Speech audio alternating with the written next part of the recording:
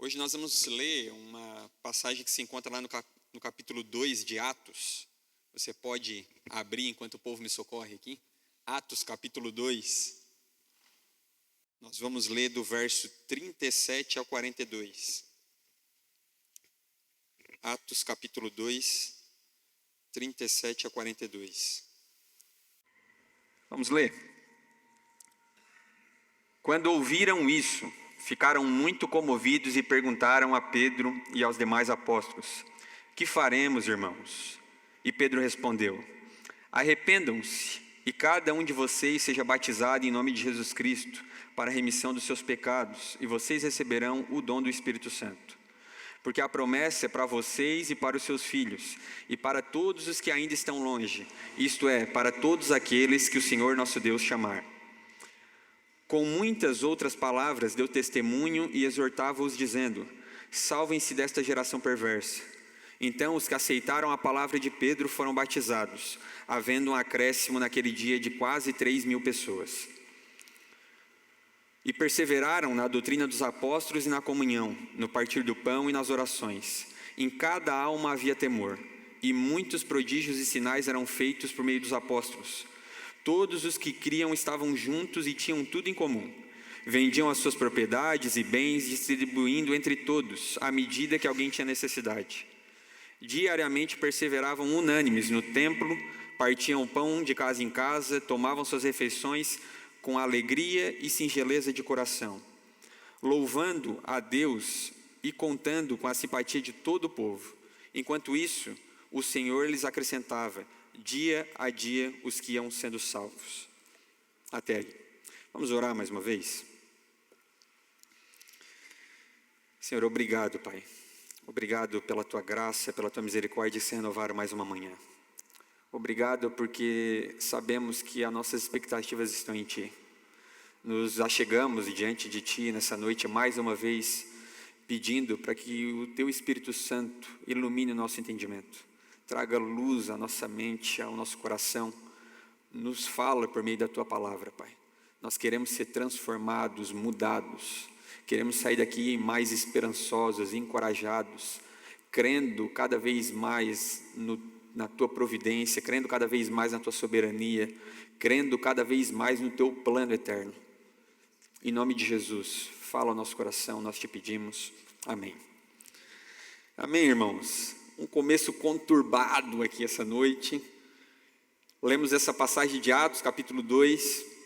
E o cenário para a gente se contextualizar era o quê, né? Jesus Cristo havia ressuscitado. E Atos, os Atos dos Apóstolos, começa aqui por meio de Lucas, escrevendo o que os apóstolos foram fazendo ao longo dos dias após a ressurreição de Cristo. E Jesus, ele ressuscita e ele passa 40 dias ainda com esses apóstolos, 40 dias ainda em terra aqui, ensinando eles, falando como nós vemos no capítulo 1, verso 3 de Atos ali, falando das coisas relacionadas ao reino de Deus. Então ele ensina, encoraja esses irmãos e passa aqui, não somente presencialmente, mas os ensinando muito mais sobre as coisas do reino, os preparando para as coisas que haviam de vir.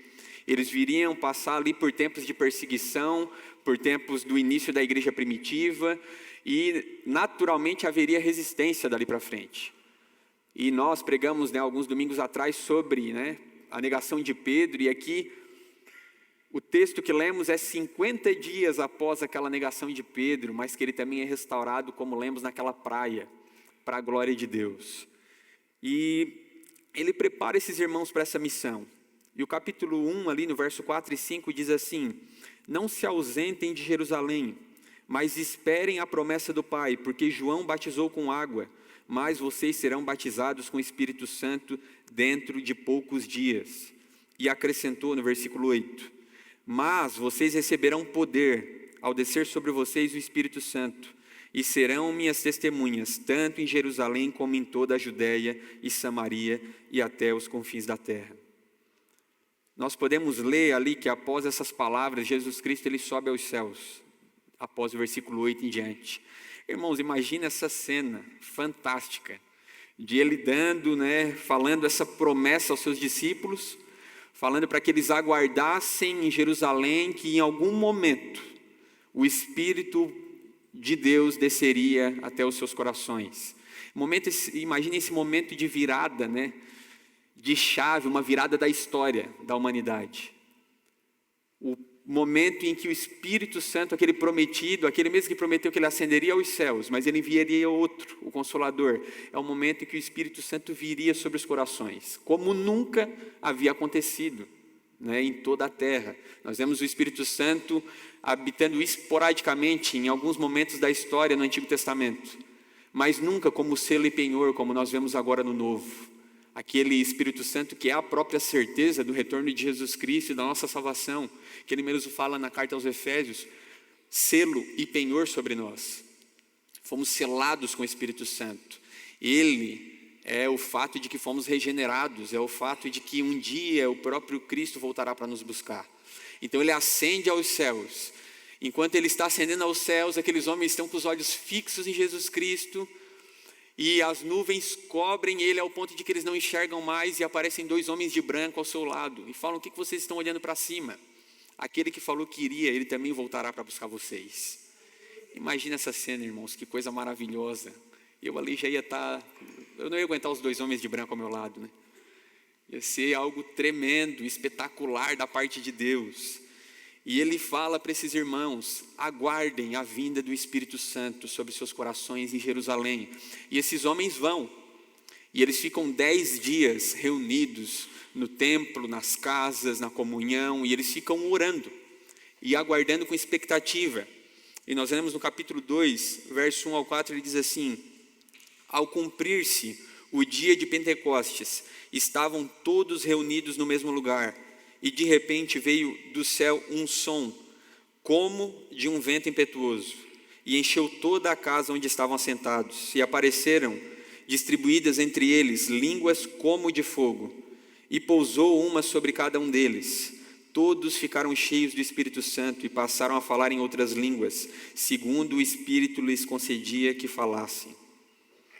Ali começava o cumprimento da promessa de que o Espírito Santo desceria. Deus, por meio do seu Espírito Santo, habitaria no seu povo. E ali acontece esse momento espetacular da história, que nós vemos ali que vem um som, né? Como de um vento, né? E esse como é muito importante, né? Porque nós lemos isso aqui sempre como um vento e fogo descendo, e línguas, né? Que eles falavam como um fogo impetuoso. Eles falavam línguas ali, todo mundo estava reunido em Jerusalém, né? Era a festa das primícias, onde fazia parte das 3 festas do ano que todos iam para Jerusalém comemorar. E todos estavam reunidos de diversas localidades, como nós lemos nos versículos seguintes. Pessoas de mais de 15 localizações diferentes, povos com línguas diferentes, com culturas, sotaques diferentes. Nós, irmãos, basta ir aqui para o Rio Grande do Sul, alguns quilômetros, alguns minutos de carro, a gente já vê uma transição, uma diferença de língua absurda no sotaque. Por mais que falamos a mesma língua, um sotaque muito diferente, um sotaque muito peculiar da região. A gente vai um pouquinho ali para São Paulo, todo mundo já pensa que a gente é do Rio Grande do Sul, né? Do São Paulo para baixo todo mundo fala igual, porque eles também falam de uma maneira muito diferente. O Brasil é repleto disso, e aqui não era diferente. Pessoas reunidas de todos os lugares com sotaques diferentes, mas também com idiomas diferentes. E aqui começa esse evento, quase uma reversão de Babel. Aquele momento do Antigo Testamento onde Deus ele dispersa os povos e todos passam a não compreender mais Vamos abrir um parênteses. Babel, um momento em que toda a humanidade falava uma só língua. E eles começam, né, a querer construir uma torre para se chegar até os céus. E eles querem ser igual a Deus mais uma vez. E Deus ele dispersa aquele povo. E na dispersão todos começam a falar vários idiomas diferentes. Ninguém consegue mais se compreender. E aqui quase uma reversão de Babel. Todos começam a escutar na mesma língua. Alguns começam a olhar apavorados para aquilo e começam a falar: esses homens estão embriagados. Mas como nós lemos no texto ao longo de Atos aqui, eles escutavam pessoas de outras regiões na sua própria língua materna. Irmãos, basicamente nós temos reunidos aqui pessoas do Japão, pessoas dos Estados Unidos, pessoas de diversos países. e eu prego e todos escutam segundo a sua própria língua. Era, uma atualização aprimorada daquele óculos da Ray-Ban novo agora, Todo mundo começa a escutar traduzido na sua própria língua materna. E aquilo era impressionante, porque muitos da região eram galileus e eram quase letrados, eram muitas pessoas da zona rural, eles mal sabiam falar na sua própria língua, quanto mais na língua de tantas pessoas que se encontravam ali. E muitos começam a se questionar: o que está acontecendo aqui? Era um mover da parte de Deus, um ato soberano de Deus, de poder do nosso Deus, que todos escutavam nas suas próprias línguas. E muitos ali começam a ficar se questionando se eles não estavam embriagados. Só que ali era às 9 da manhã, e como Pedro mesmo os confronta, era completamente impossível, para todo judeu piedoso que fazia jejum até às 9 da manhã, principalmente durante o período da primícia. Era muito cedo. Sabemos que nos nossos dias de hoje, 9 da manhã já é tarde para alguns, A gente já encontra alguns mais para lá do que para cá. Mas aqui, até por uma questão cultural seria impossível, mas era muito além de algo cultural.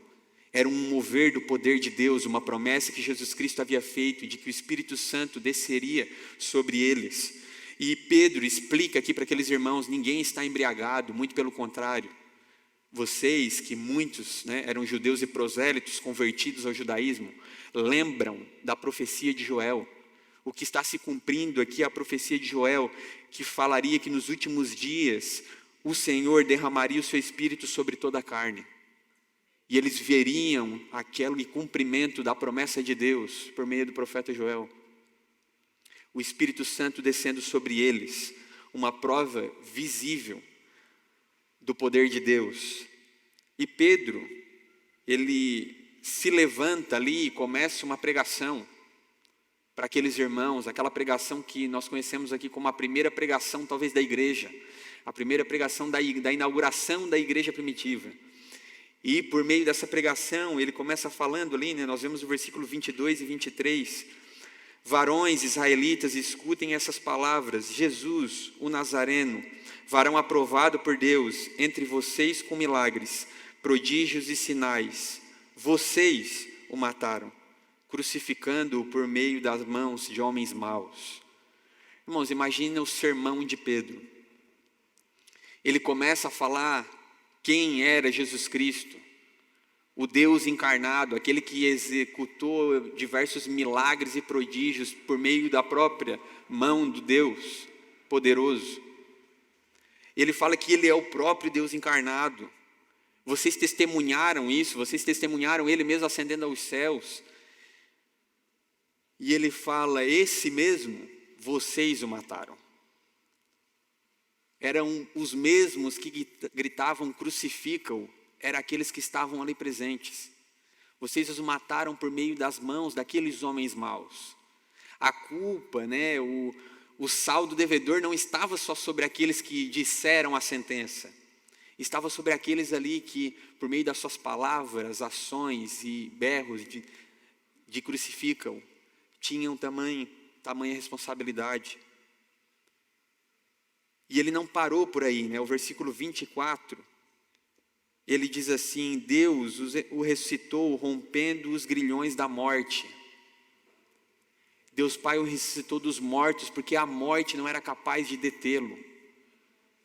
Vamos ler isso, acho que você pode me acompanhar pela tela ali, o versículo 24, que diz assim: porém Deus o ressuscitou, livrando-o da agonia da morte, porque não era possível que fosse retido por ela. Porque Davi fala a respeito dele dizendo: a morte não foi capaz de detê-lo. Jesus Cristo, ele vence a morte, ressuscita dentre os mortos. E no versículo 36, ele chega ao ápice da nossa introdução: portanto, toda a casa de Israel esteja absolutamente certa de que a este Jesus que vocês crucificaram, Deus o fez Senhor e Cristo. Irmão, o sermão de Pedro é um sermão duro, porque ele começa a apontar para Jesus Cristo como o próprio Messias, a qual eles já criam. mas dizendo que por meio das ações que eles tiveram, eles mesmos crucificaram aquele que não era apenas o Messias prometido, da linhagem de Davi, mas como ele fala aqui no versículo 36, o ápice dessa introdução do capítulo 2, esse que ele era o Senhor e Jesus Cristo. E essa palavra no original ela é importante, ele fala Kyrios e Christus, a mesma palavra que era usada para Senhor no Antigo Testamento, do hebraico, né? Traduzida para a Septuaginta, que é a tradução grega, era essa mesma palavra, Senhor. Sempre quando ele se referia a Senhor no Antigo Testamento, eles não citavam o nome de Deus. Talvez alguns de vocês já viram aquele tetragrama, que é um Y, um H, um W, que é o suposto nome de Deus, que eles chamam por Yahweh. Era o nome de Deus no Antigo Testamento. O judeu, ele não citava o nome de Deus, tamanho zelo e reverência por sua santidade. Então sempre que eles se referenciavam ao Deus da aliança, eles falavam Kyrios, essa palavra do grego, que traduzida para o grego, Kyrios, Senhor, o Senhor dos exércitos, o Senhor da aliança, o Senhor do povo de Israel. E aqui Pedro, no final do seu sermão, ele está dizendo, Jesus Cristo, esse que ascendeu os céus, ele é o Senhor Deus, ele é o Deus encarnado, ele é o Senhor, e traz um choque para esses irmãos, assim como Jesus Cristo, quando ele falou em algumas ocasiões, eu sou o eu sou. Ele estava dizendo, eu sou o eu sou lá do Sinai, eu sou o eu sou das tábuas da lei, eu sou o Senhor Deus de Israel, aquele que era, é e há de vir, aquele que conduz todas as coisas pelo poder da sua mão, que sustenta todos pela sua graça e providência. E aqui eles estão apontando para Jesus Cristo como o Deus da aliança, o Deus que conduziu o povo de Israel não só no Egito, não só no exílio babilônico, mas também até esse ponto da história. E aí é um momento que o Espírito Santo já desceu aos seus corações e eles têm a contrição dentro de si, o que nós chamamos de arrependimento, que só o Espírito Santo pode produzir. Mais ou menos a mensagem que vinha às suas mentes era, nós crucificamos o próprio Deus. Nós matamos Jesus Cristo. Ele não só era o cumprimento da promessa da linhagem de Davi, como ele era o próprio Deus encarnado. E a resposta desses irmãos no versículo 37 é essa: quando ouviram isso, ficaram muito comovidos e perguntaram a Pedro e aos demais apóstolos, que faremos, irmãos? Diante da comoção desses irmãos na pregação de Pedro, diante do arrependimento, diante da contrição dos seus corações, eles perguntam, e agora, Pedro? O que a gente vai fazer? A pergunta aqui é a pergunta que marca o início da igreja cristã. Como vamos viver daqui para frente? Se ele era o Cristo, se ele era o Messias, se ele era o nosso Senhor, se o Espírito Santo desceu sobre nós, se esse mover, esse poder, tudo que está acontecendo é o início do reino dos céus, que começou na ressurreição de Cristo, é o início da igreja, é a regeneração em Cristo, não é apenas começar uma igreja. Eles não abriram uma igreja, irmãos, pintaram as paredes, botaram uma placa na frente. Era o início da igreja, pela regeneração dos santos. Eles não apenas começaram a ir no culto, eles estavam tendo suas vidas transformadas por meio do Espírito Santo. E a pergunta diante do arrependimento é, o que faremos? E o texto que nós vamos expor aqui do versículo 37 ao 41, que nós lemos, é justamente isso. As marcas de uma igreja convertida, as marcas daqueles que receberam o Espírito Santo, como viver dali para frente. É disso que se trata Atos capítulo 2, do 37 ao 41. Se o Espírito Santo já adentrou o coração daqueles irmãos, assim como adentrou o nosso, em algum momento da nossa história, como viveremos? O que faremos? Versículo 37, o que faremos, irmãos? E esse verbo traduzido ali por compungiu-lhes o coração. A minha versão aqui ela é a mais abençoada, a ARA, né? Mas aqui nós estamos lendo na NAA, que diz ali comoveu talvez o seu coração, compungiu-lhes o coração, trouxe comoção. Esse verbo significa ser transpassado profundamente. Irmãos, aqui nós não estamos falando de uma comoção quando a gente vê talvez aquele filme, né, de comédia romântica, e chega um momento ali, talvez tu é obrigado, né, a assistir dorama com as esposas do século 21, esse mal que tomou a igreja de Cristo. Estou brincando, irmãos. Aquilo ali é uma bênção, na verdade, né? Não, o mais próximo de um ato assim, né, relacional é pegar numa mão. Aquilo ali é uma bênção. Não tem uma cena de alguém pelado, não tem uma cena de nada. E daí tu é talvez obrigado, né, a assistir de vez em quando aquele doraminha, e tu vê aquele momento, o ápice da série, né? Fica 40 segundos, 1 minuto, só um olhando para o outro, aquele fundo romântico, caindo umas folhas. Um momento assim que daí tu olha para tua esposa e tu está ali pensando, meu Deus, eu não aguento mais, e tira daqui. E tu olha para tua esposa, ela está chorando, comovida com aquele momento extremamente romântico, que é o mais perto do que um casamento pode passar nos contos de fada. Porque a vida real não é um dorama, irmãos, mas o casamento é uma bênção de Deus, saiba disso, encoraje os solteiros. Mas aqui não é uma mera comoção, não é um filme, sabe, não é aquele momento de injustiça na série que se eu pudesse eu quebrava essa televisão. Aqui ele fala de algo que apenas o poder de Deus pode fazer, algo que transpassou os seus corações.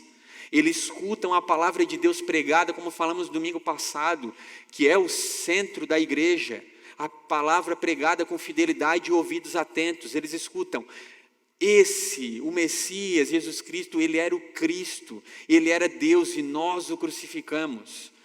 E o Espírito Santo adentro de seus corações, eles se arrependem. É arrependimento genuíno, não é comoção.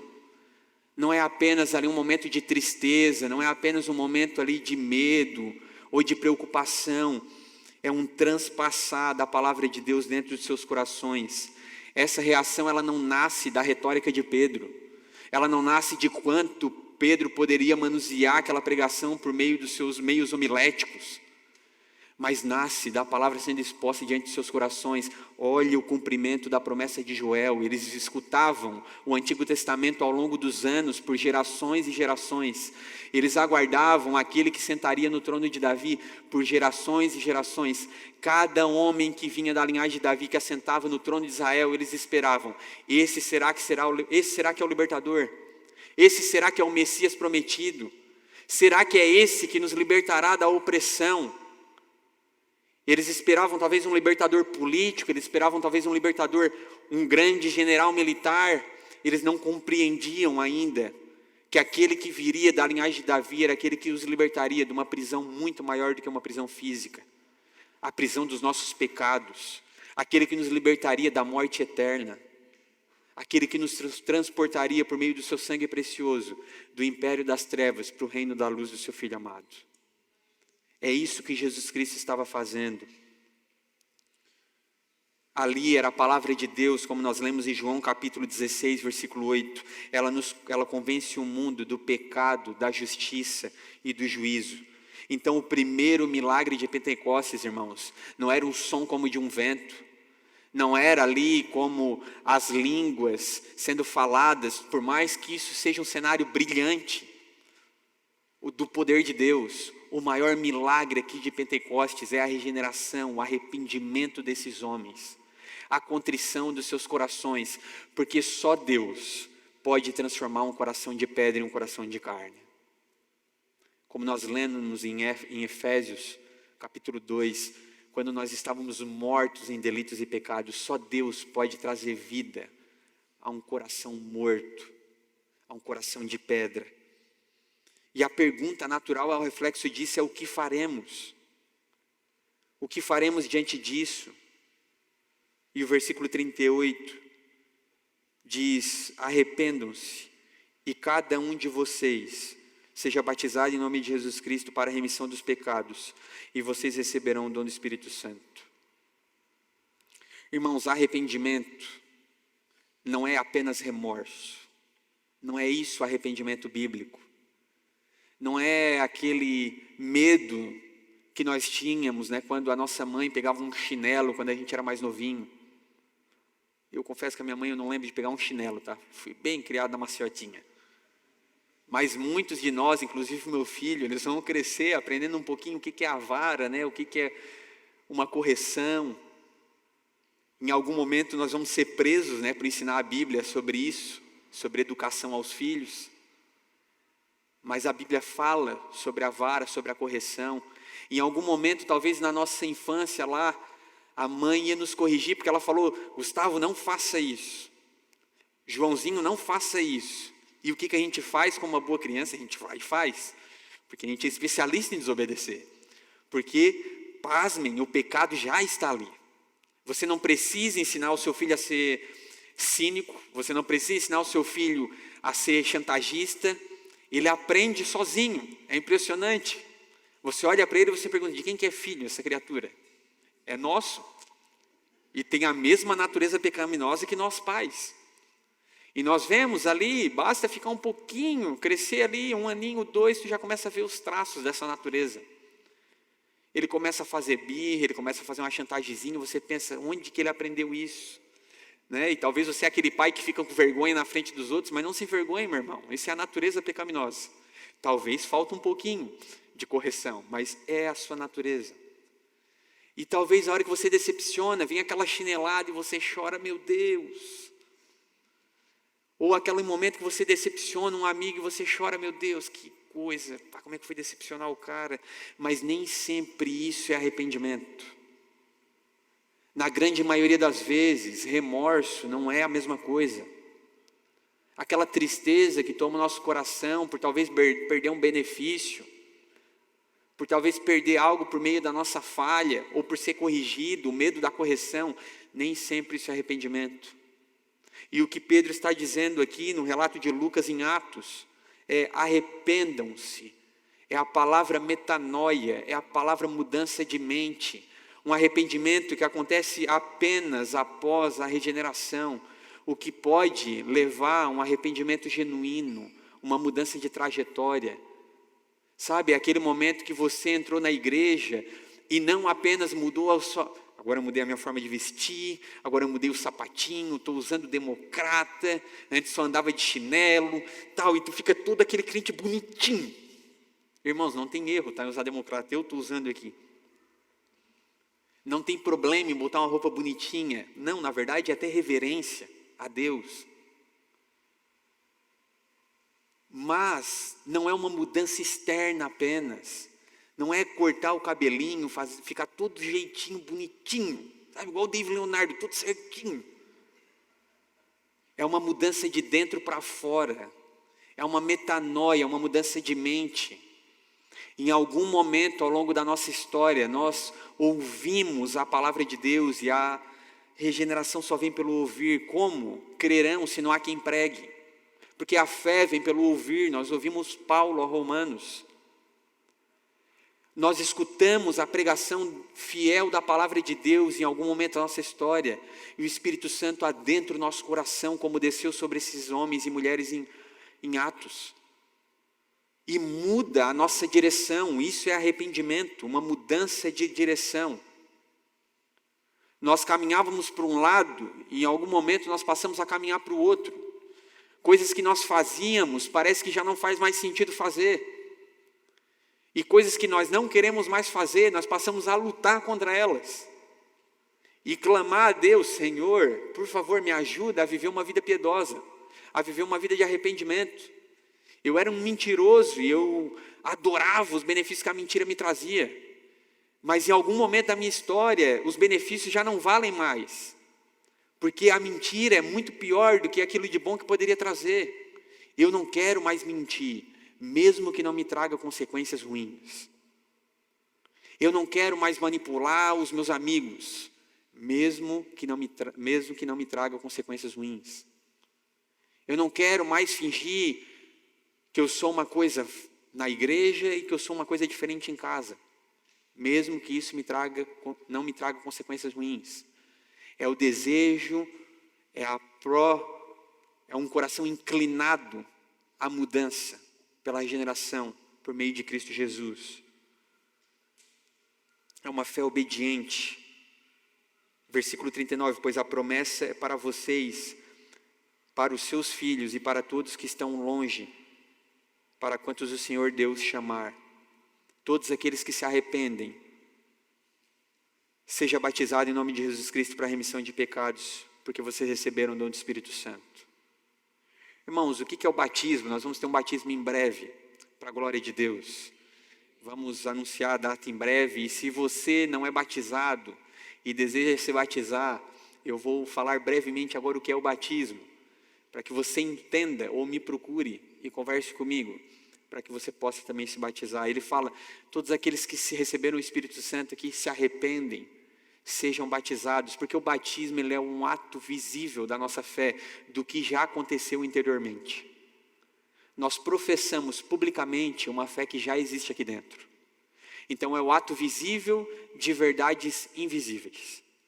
Aquele mesmo Espírito Santo que nos traz uma mudança de mente, uma mudança da disposição do coração, uma transformação do nosso ser.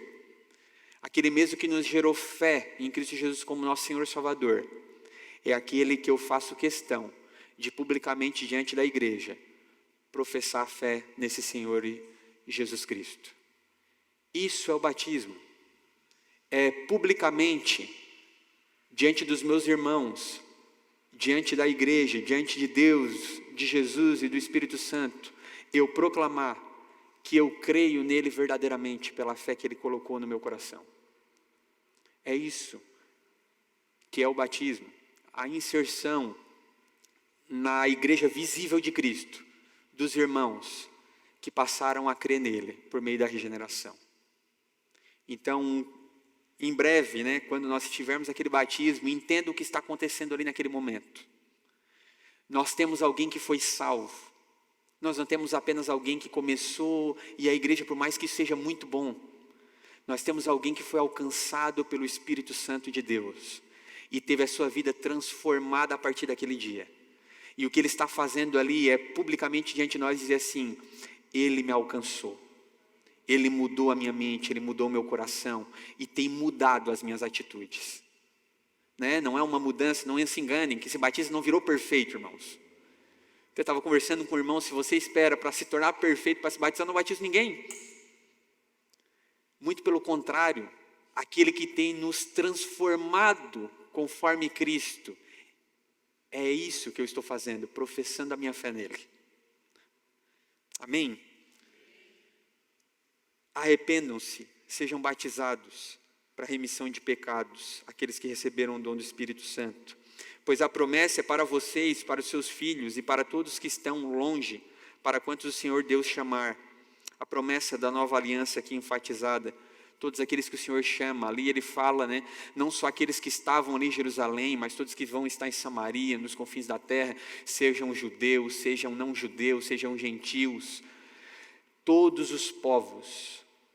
A partir daquele momento na história, o Evangelho estava começando a ser pregado, a doutrina dos apóstolos, as verdades de Jesus Cristo, e ele não iria parar apenas em Jerusalém, ele não iria parar apenas em Israel. Por meio desses irmãos que passaram a crer em Cristo Jesus, por meio desses irmãos que receberam o Espírito Santo, o Evangelho começou a ser pregado a toda língua, toda nação, todo povo, e graças a Deus por isso, porque se nós estamos aqui hoje, é porque o Espírito Santo de Deus desceu aquele dia em Pentecostes. É porque aqueles homens viveram uma vida pelo Evangelho de Cristo Jesus. Viveram uma vida para que outros pudessem conhecer a verdade desse Jesus Cristo que ascendeu aos céus e voltaria um dia para nos buscar. Versículo 41. Os que aceitaram a palavra foram batizados, havendo um acréscimo naquele dia de quase 3.000 pessoas. Irmãos, imagina nós batizando naquele dia, daqui um mês, 3.000 pessoas. Irmãos, isso aqui foi uma loucura em Jerusalém. Nós nem sabemos como que eles batizaram aqui. Um pouco era emergindo, um pouco era tocando água, um pouco era passando sua água na testa. Jerusalém nem tinha tantas fontes de água assim para poder batizar esse povo sem contaminar toda a água potável da cidade. Era muita gente suja sendo batizada num único momento. Isso aqui foi uma loucura. Isso aqui, talvez tinha gente já sendo batizada e batizando já junto com outro. Foi uma cena espetacular, o resultado da conversão de quase 3.000 pessoas. Vocês imaginam, irmãos, uma pregação que leva à conversão de quase 3.000 pessoas. Que momento fantástico.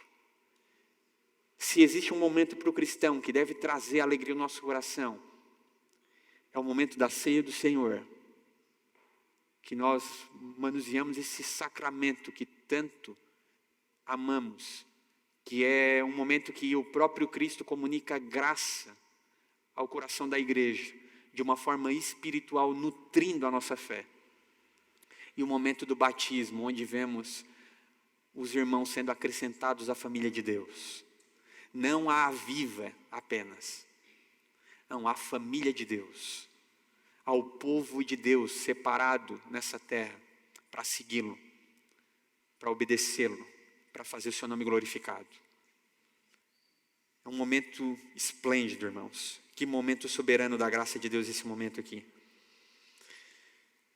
O evangelho genuíno, ele sempre gera quebrantamento e resposta. O que nós vemos aqui nesses irmãos é irmãos que foram quebrantados pela palavra, mas que responderam ao evangelho de Jesus, se batizando. Responderam em arrependimento. A primeira evidência aqui de um verdadeiro avivamento em Atos 2, não é como o som daquelas línguas, como o som do vento, mas o som do arrependimento. Eu lembro até hoje de uma pregação que eu estive muitos anos atrás, sobre um irmão que vivia no Sudão. E ele começa a compartilhar a sua experiência de conversão, e a pregação era sobre ir, de pregar o evangelho a toda criatura. E é o que ele estava fazendo, né, pregando para nós aqui no Brasil. E no Sudão, irmãos, é uma perseguição do evangelho assim absurda, né? E a história de vida dele muito forte.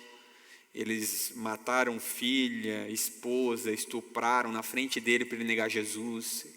Convém que ele não nega Cristo. E assim, uma história fantástica da parte de Deus. E ele começa a compartilhar do seu testemunho e como nós devemos viver pelo evangelho de Jesus Cristo. E chega um momento da pregação que nós estamos devastados, assim, destruídos. E ele pega, e agora no final nós vamos nos ajoelhar e pedir perdão a Cristo. E nós vamos nos render em contrição a Deus, porque nós vivemos uma vida para nós mesmos, uma vida egoísta. Irmão, não tinha mais nem como escutar nada ali.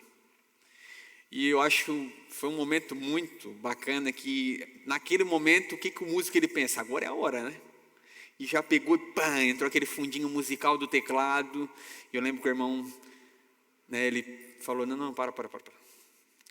Hoje o único som que nós vamos escutar aqui essa noite é o choro. É o choro de arrependimento. É essa música que ela vai gerar ibope no céu aqui essa noite. E eu lembro, irmãos, que era um choro generalizado. Era uma contrição do nosso coração. Era ali pessoas arrependidas, escutando a história de um irmão que perdeu entes tão queridos por amor a Cristo, não nega o seu nome e ainda continua vivendo por essa verdade. E nós olhamos para o nosso coração, para a nossa vida boa e pensamos, meu Deus, e nós achamos que viver uma vida radical para Cristo é talvez aproveitar uma das inúmeras oportunidades que tenho de falar para Ele no meu trabalho. E aquilo ali acabou conosco ali. E o que se ouvia naquele lugar era o som do arrependimento. E a evidência do avivamento genuíno em Atos aqui é o som do arrependimento. É pessoas se arrependendo. É pessoas sendo batizadas. É pessoas fazendo parte do corpo de Cristo Jesus. E isso existe uma continuidade, uma evidência, existe um pós, existe uma resposta para aquela pergunta, como viveremos? Uma igreja cheia do Espírito é uma igreja que prega o arrependimento. Nós precisamos pregar o arrependimento. Não basta nós atrairmos pessoas, nós construímos um local bom para que você esteja confortável, não basta isso. É preciso nascer de novo. É preciso crer em Cristo Jesus.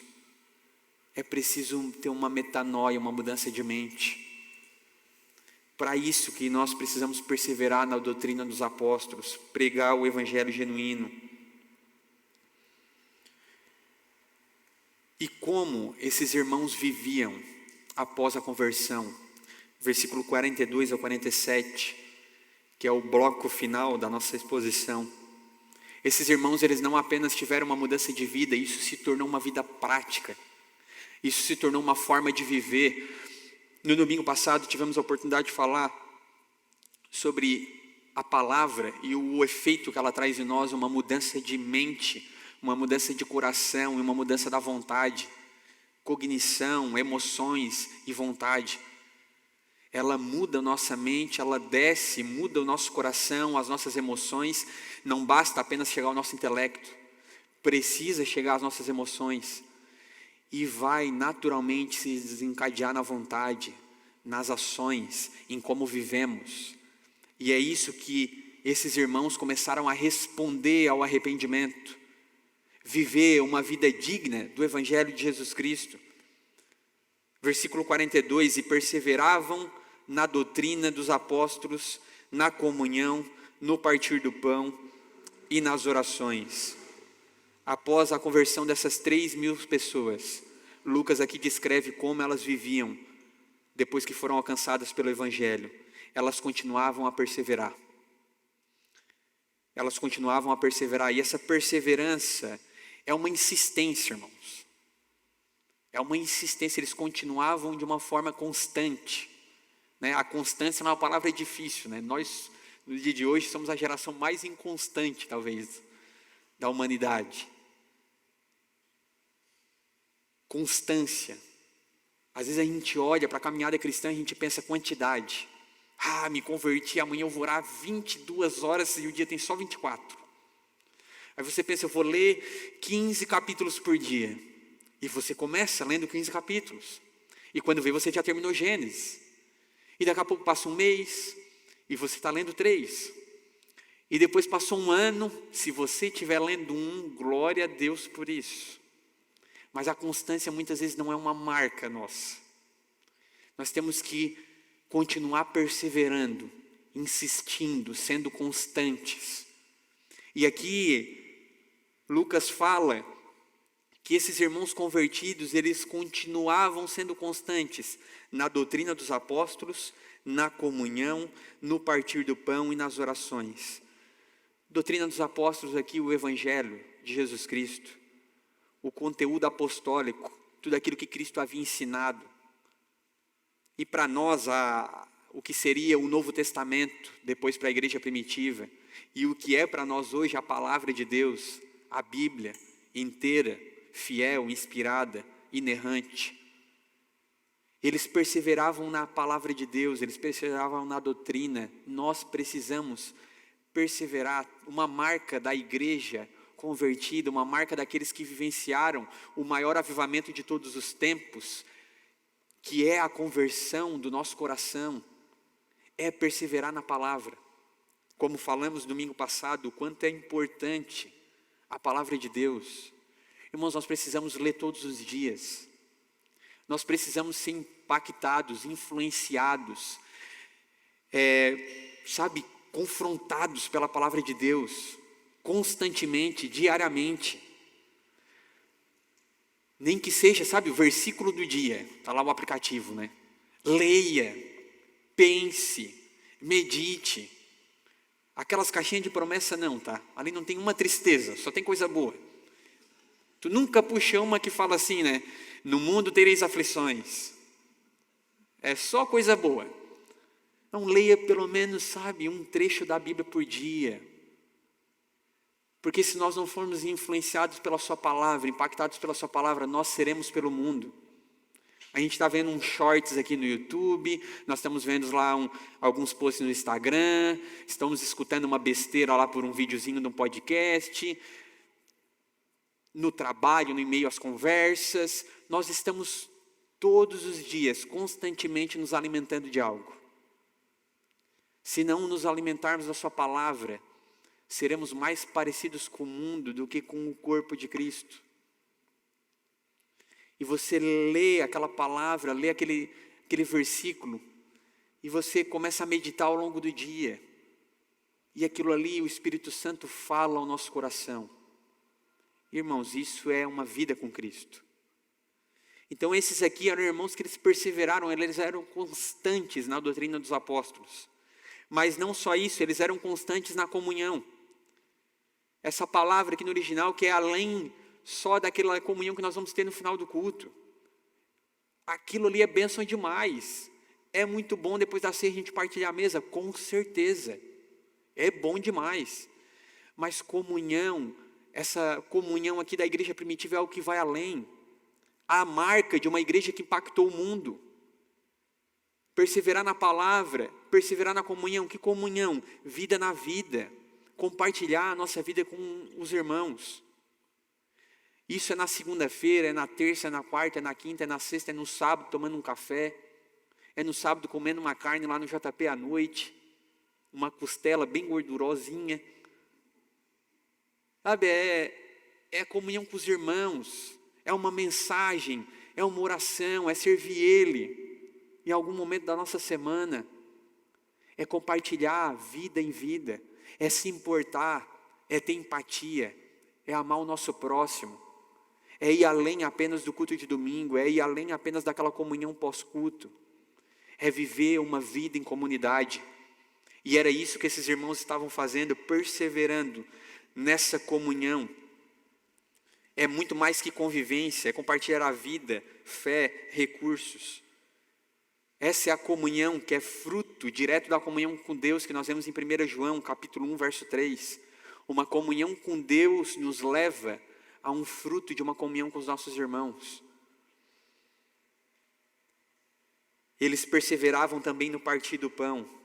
Isso aqui refere-se tanto à ceia do Senhor, quanto aquele cafezinho, né? Hoje nós vamos, de vez em quando, nós vamos numa padaria.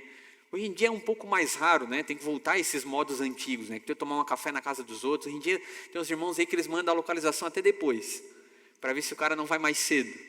É em cima da hora. Hoje em dia a gente vai pouco na casa até um do outro, assim. A gente tem pouco hábito, né? Antigamente acho que era mais comum. Mas o que isso que traz é, independente de qual seja o lugar, seja lá em casa, seja numa padaria, eles compartilhavam do pão, eles compartilhavam da refeição, que traz o sentido do quê? De compartilhar a mesa. Nós podemos compartilhar uma refeição e não compartilhar um tempo de mesa? Podemos. Nós sabemos que isso é uma realidade. Às vezes até no lar. Às vezes as pessoas vão tomar um café no lar, é um mexendo no celular, o outro também. A gente está ali, mas não está ali. E aqui fala que eles perseveravam nessa comunhão, nesse partir do pão. Seja nas casas durante a semana, seja num pequeno grupo na quarta-feira, seja numa reunião no sábado, seja numa padaria conversando ao longo da semana, ou seja na ceia do Senhor, juntos como igreja, partilhando desse pão. Cristo, ali por meio do partir do pão, efetuando a sua obra, renovando a identidade deles no Evangelho, por meio da comunhão e do partir do pão. E o quarto ponto, eles perseveravam nas orações. Aqui mostra uma dependência contínua desses irmãos. Como tenho dito, muitas vezes oração é dizer a Deus que nós dependemos dEle. Sem Ele nós nada podemos fazer. Por que oramos, irmãos? Porque precisamos de Deus. Porque oramos, não porque apenas precisamos que Ele nos dê algo. Não que seja errado, né? Pedir para que Deus abençoe o teu dia de amanhã, aquela reunião que tu vai ter, para que Deus abençoe isso, aquilo outro. Mas a oração é um coração que se ajoelha diante da cruz de Cristo e reconhece que sem Ele nós nada podemos fazer. que se não for a sua graça, a sua misericórdia, nós não temos condição de viver uma vida digna do Evangelho de Jesus Cristo. Que queremos e amamos a Cristo ao ponto de desejarmos sermos parecidos com Ele. Mas como lemos Paulo nos Romanos ali, aquele pecado que eu não quero fazer, isso eu acabo fazendo. Aquilo que eu quero fazer, isso eu não faço. Nós estamos sempre nessa luta, nessa dificuldade, batalhando contra o nosso pecado, batalhando contra a nossa carne. E todo aquele que busca ter uma vida de oração é porque sabe que sem Cristo nós não conseguimos. Que a vida com Cristo, ela não é opcional, ela é muito mais que isso, ela é um privilégio. Ela é uma vida de verdade, que vai além, muito além das expectativas que nós tínhamos antes de ter Cristo. E o resultado de perseverar nisso é o que nós vemos depois: temor, sinais e prodígios, generosidade, unidade, simplicidade e testemunho crescente. Eles perseveravam na palavra de Deus, eles liam as escrituras, eles escutavam a pregação, eles perseveravam no ensino dos apóstolos, eles oravam, eles partiam o pão por meio da comunhão, por meio da ceia, eles perseveravam nessas coisas. E o resultado disso é todas essas coisas aqui. É um coração que teme a Deus, é ver os sinais e prodígios, é um coração generoso, é unidade no meio do corpo de Cristo, é simplicidade, é testemunho e crescimento, dia após dia, Ele acrescentando os seus à igreja. Versículo 43 ao 47, ele diz assim: em cada alma havia temor, e muitos prodígios e sinais eram feitos por meio dos apóstolos. Todos os que criam estavam juntos e tinham tudo em comum. Vendiam as suas propriedades e bens, distribuindo entre todos à medida que alguém tinha necessidade. Diariamente perseveravam unânimes no templo, partiam pão de casa em casa e tomavam as suas refeições com alegria e singeleza de coração, louvando a Deus e contando com a simpatia de todo o povo. Enquanto isso, o Senhor lhes acrescentava dia a dia os que iam sendo salvos. Irmãos, não era nos líderes, não era nos pastores, não era nos apóstolos. Em cada um havia temor. Em cada um daqueles irmãos havia temor. Temor não é um medo, é uma reverência à santidade de Deus, uma alegria. Saber que vivemos perante a sua face. Saber que vivemos perante um Deus poderoso. E eles viviam ali os sinais, os feitos. Todos que criam estavam juntos e tinham tudo em comum. Eles começaram a compartilhar a vida, ao ponto de, se houvesse alguém necessitado, eles vendiam alguma coisa, eles vendiam os bens, eles chegaram até um ponto aqui, né, que em algum momento, eles até se perderam em algum momento, de tão generosos que eram esses irmãos. Eles começaram a ficar ali e não voltaram para as suas casas, né? É igual aquele retiro, né? O pessoal vai lá e não quer mais ir embora, perde a noção. Quer ficar lá? Não, volta para a tua casa segunda-feira e prega o evangelho lá. Tudo isso tu recebeu, despeja lá também. Esses caras vieram para Jerusalém e começaram a viver uma atmosfera tão bela da igreja de Cristo, que eles não queriam mais voltar para suas cidades. E chegou um momento que Jerusalém está tão inflada de gente, que eles começam a passar necessidades. E esses irmãos aqui, eles começam a compartilhar tudo que eles tinham. Se tem um irmão aqui que ele precisa de algo, como que eu posso servir esse irmão com o que eu tenho? E eles tinham tudo em comum. Eles distribuíam. Isso aqui não é comunismo, tá, irmãos? Isso aqui não é comunismo. Não, a partir de hoje, então, vamos virar comunista aqui. Não, isso aqui era generosidade. Era alguém que tem mais e compartilha com quem tem menos. É alguém que, de espontânea vontade, decide repartir. Não é nada imposto. Não é nada obrigatório. É o resultado da vida desses irmãos. O resultado disso foi pessoas partilhando o pão na comunhão ali unanimemente. Eles tinham prazer de estar no templo.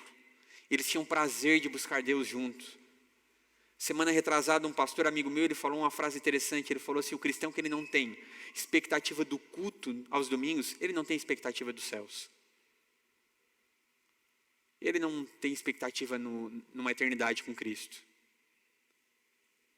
Eles tinham prazer, o temor estava em todos eles.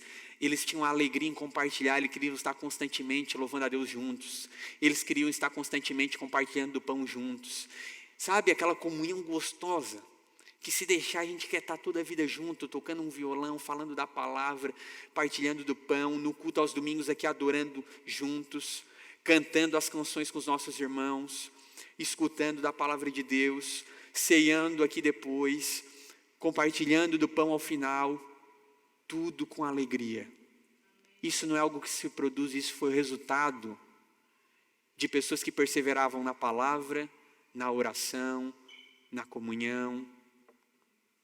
Foi o resultado que gerou nesses irmãos um temor, sinais e prodígios, generosidade, unidade e simplicidade. Irmãos, unidade não é uniformidade, não é todo mundo igual. Não, vamos construir uma igreja aqui em Sara todos um tijolinho, né? Todo mundo tem que ser igual ao pastor. Todo mundo tatua o braço esquerdo, a perna direita. Todo mundo bota um alargador, tira depois e daí não fecha mais, né? Para o Dudu ficar, vamos fazer um pontinho, Musta, vamos fazer um pontinho. Vai ficar mais bonito. Falei, Dudu, nem o pontinho resolve mais isso aí, deixa. Não é todo mundo igual. Unidade é mesmo em meio às diferenças, meio em mesmo a estilos, a formas de se vestir, mesmo em meio à idade, o velho, o novo, o solteiro, o casado, todos unidos, porque o que nos une não é o nosso gosto, não é a nossa afinidade com o nosso irmão, não é a afeição que eu tenho pela vida do Natanael. O que nos une é Jesus Cristo. O que nos une é o seu sangue precioso, é o que nos fez sermos enxertados na videira, é o que nos fez fazer parte da família de Deus, é isso que nos une. Amor cristão, o amor que eu tenho pela vida do Lucas, não é pelo que ele pode me proporcionar, não é porque ele não me decepciona, ele não fala nada que me incomoda, muito pelo contrário, isso não é amor. O amor é um amor que vai além das diferenças, que vai além do quanto... Irmãos, nós, eu, o Lucas, vocês, todo mundo, vamos se frustrar uns com os outros em algum momento dessa comunidade, da caminhada cristã. Vamos falhar uns com os outros, não vamos suprir as expectativas uns dos outros. Se é apenas isso que nos une, isso é muito frágil. Mas o que nos une é esse sangue de Cristo, que nos leva a viver uma vida de unidade e simplicidade. E ali fala que o resultado disso era uma igreja que prestava testemunho para o mundo. Eles tinham o apreço de todos. O mundo olhava, os demais, os gentios, os que não eram convertidos, olhavam para aquela igreja que perseverava na doutrina, que perseverava na oração, que o resultado era temor, simplicidade, unidade, alegria. Eles olhavam e eles se admiravam. Uma igreja que impactou a sociedade, uma igreja que impactou o mundo da época. Eles tinham o apreço de todos os demais. Sabe, não eram só os cristãos que olhavam, meus irmãos, esses caras são fera, hein? Esses caras são crente mesmo, esses caras são diferentes. O mundo olhava para eles e via os resultados, os frutos de uma comunidade viva. E o fim, né? O próprio Deus acrescentava os irmãos ao corpo de Cristo, à igreja. Irmãos, crescimento não pode e não deve ser uma ferramenta. O objetivo é perseverarmos na palavra, na oração, na comunhão.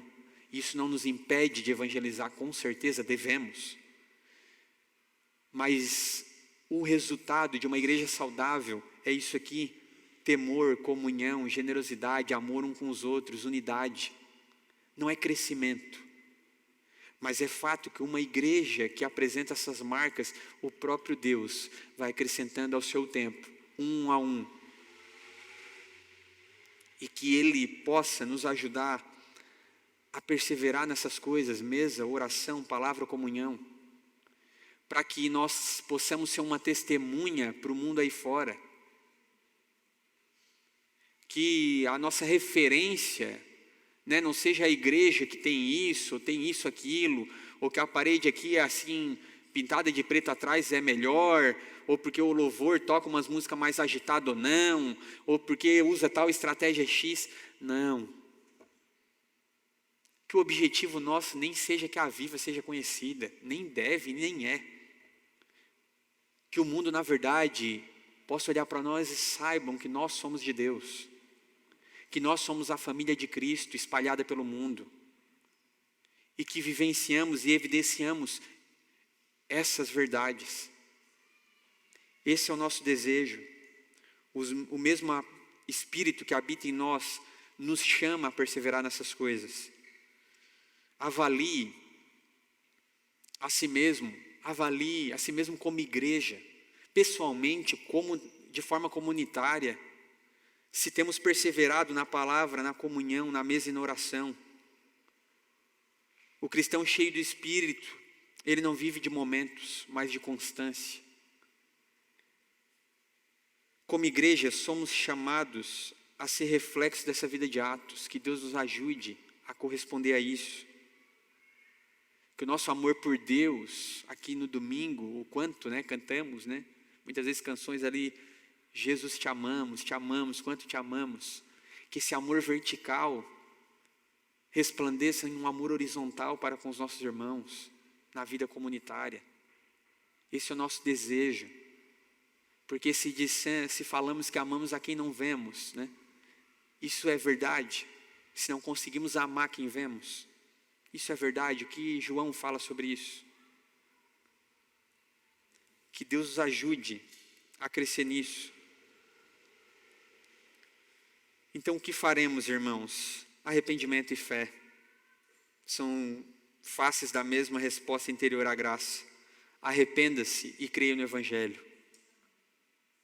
O Espírito Santo é recebido no ato da regeneração. Se o Espírito Santo já habita em você, se batize como sinal visível da graça de Deus. Confesse publicamente a sua fé por meio do batismo. Se você já se arrependeu, o Espírito Santo já habita em você e você já é batizado, então viva em comunhão com o povo que o Espírito Santo formou para ser a sua igreja. Esse é o nosso chamado. Essa é a nossa vida comunitária. Viva em comunhão. Gaste a sua vida para isso. Além daquela comunhão após culto, tenha pelo menos, né, 1, 2 pessoas, 3 pessoas, que você possa compartilhar a sua vida, que você possa viver o privilégio de ir além dessas 4 paredes. Amém?